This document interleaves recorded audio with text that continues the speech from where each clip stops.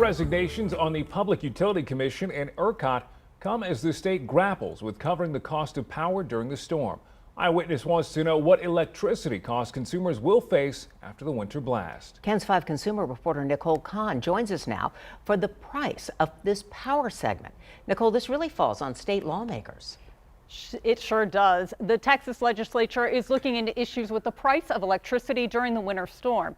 This after an independent watchdog found the state's power grid operator, ERCOT, overcharged by billions of dollars. The Public Utility Commission ruled not to fix the mistake earlier this month, saying the move would benefit some people but hurt others.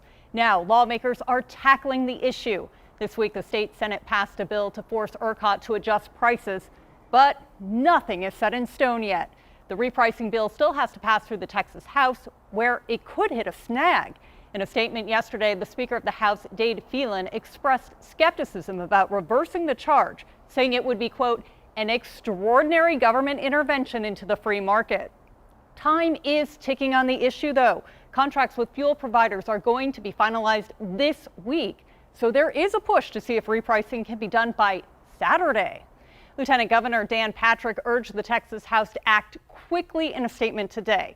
Eyewitness Wants to Know will keep you updated as this develops. You can also find the latest on KENS5.com and the KENS 5 app.